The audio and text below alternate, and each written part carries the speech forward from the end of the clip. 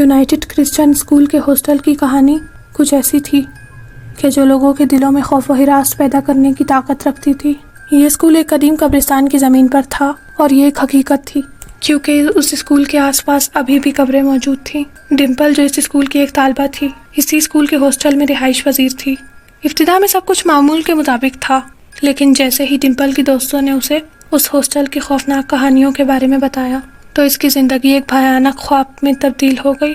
رات کے وقت ڈمپل اور اس کے دوست اسی ہاسٹل کی کہانیوں پر بات چیت کر رہے تھے کہ اچانک انہیں ایک عجیب سا احساس ہوا۔ انہیں ایسا لگا کہ جیسے وہاں ان کے علاوہ بھی کوئی موجود ہو۔ ڈمپل کا بستر کھڑکی کے سامنے تھا اور اس کا دل دہل گیا جب اس نے محسوس کیا کہ کوئی اسے وہاں سے دیکھ رہا ہے۔ وہ خوفزدہ ہو گئی اور اپنی دوست سے درخواست کی کہ پلیز کیا تم میرے ساتھ بیڈ ایکسچینج کر سکتی ہو تاکہ میں درمیان میں سو سکوں۔ تو اس کی دوست مان گئی اور ڈمپل اور انایا نے بیڈ ایکسچینج کر لیے۔ جس دوست کا بستر کھڑکی کے قریب تھا وہ اکثر کہتی تھی کہ اسے ایسا لگتا ہے کہ جیسے کوئی اسے کھڑکی کے پیچھے سے دیکھ رہا ہے اور اسے پکڑنے کی کوشش کر رہا ہے۔ ہاسٹل کے ہر کونے سے خوف ٹپکتا تھا۔ ایک رات کو وہ سب سو رہے تھے کہ اچانک ایک زوردار چیخ سے ان سب کی آنکھ کھلی۔ جب انہوں نے دیکھا تو انایا اپنے بیڈ پر بیٹھی کانپ رہی تھی۔ جب انہوں نے اس سے پوچھا کہ کیا ہوا تو اس نے بتایا کہ کھڑکی سے کسی نے لمبے ناخنوں سے اس کی پیٹھ کو خراش دیا ہے۔ ڈمپل اور اس کے دوستوں نے سوچا کہ شاید یہ کوئی غلط فہمی ہے، لیکن جب انہوں نے اس کی پیٹھ دیکھی تو وہاں واقعی خراش کے نشان تھے، جیسے کسی نے اس پر حملہ کیا ہو۔ وہ کسی خطرناک جانور کے پنجوں کے نشان لگ رہے تھے۔ یہ زخم اسے شدید تکلیف دے رہا تھا، مگر کچھ دنوں کے بعد سب کچھ معمول کے مطابق ہو گیا۔ لیکن 1 مہینے کے بعد رات کو اس کے ساتھ پھر وہی ہوا۔ اس کمرے میں 8 بیڈ تھے اور سب لڑکیاں خوفزدہ تھیں۔ وہ اتنا ڈر گئی تھیں کہ وہ ایک دوسرے سے کمبل کے نیچے سے ہی بات کرتی تھیں بغیر یہ دیکھے کہ کون جواب دے رہا ہے۔ اس کمرے میں 2 بہنیں بھی رہتی تھیں۔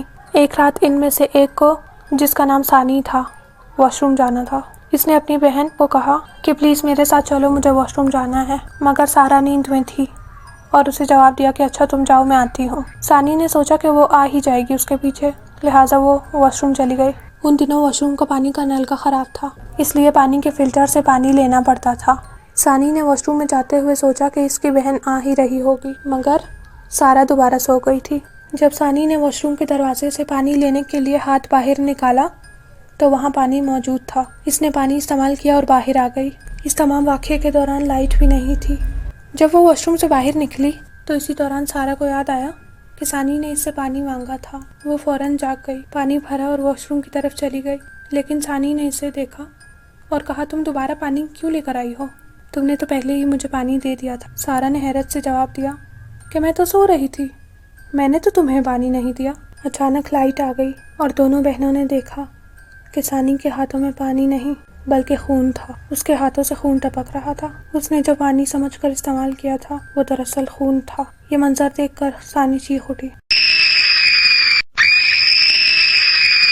اور اس کے بعد سے اس کا رویہ عجیب سا ہو گیا۔ وہ پاگل سی ہو گئی تھی اور کچھ دنوں میں وہ اور اس کی بہن ہاسٹل چھوڑ کر چلے گئے۔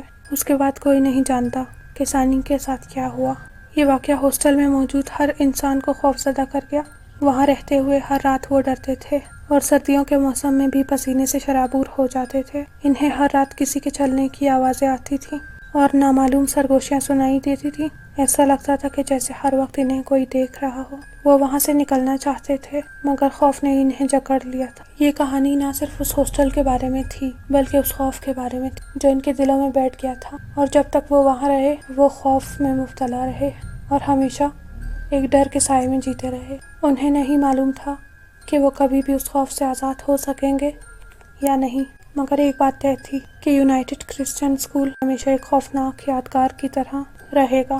وہ آج بھی جب کبھی اس واقعے کے بارے میں سوچتے ہیں تو خوف سے لرز جاتے ہیں اور ان کے رونگٹے کھڑے ہو جاتے ہیں۔ وہ ایکسپیرینسز انہیں ہمیشہ خوف زدہ کر دیتے ہیں۔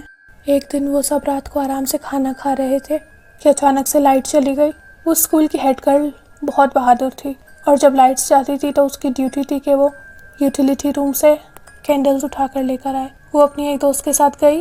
جیسے ہی انہوں نے یوٹیلیٹی روم کا دروازہ کھولا انہوں نے دیکھا کہ وہاں زمین سے لے کر آسمان تک ایک وائٹ امیج کھڑی تھی۔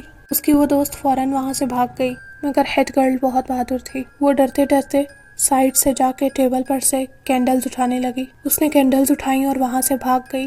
جب وہ واپس آئی تو وہ چیخ رہی تھی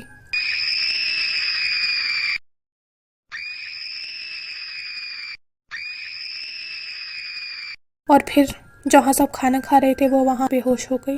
آج بھی جب یہ سب وہ سارے ایکسپیرینسز یاد کرتے ہیں تو ڈر جاتے ہیں، اور ان کے لیے آج بھی اکیلے گھر میں رہنا مشکل ہے، کیونکہ جب بھی وہ اکیلے گھر میں رہتے ہیں تو وہ سارے ایکسپیرینسز انہیں واپس یاد آ جاتے ہیں، اور انہیں ایسا لگتا ہے جیسے وہ کہیں اسی ہاسٹل کی گلیوں میں سے گزر رہے ہوں اور اسی کمرے میں سو رہے ہوں۔ ہر وقت ایسا لگتا ہے کہ جیسے کوئی ان کے ارد گرد موجود ہے۔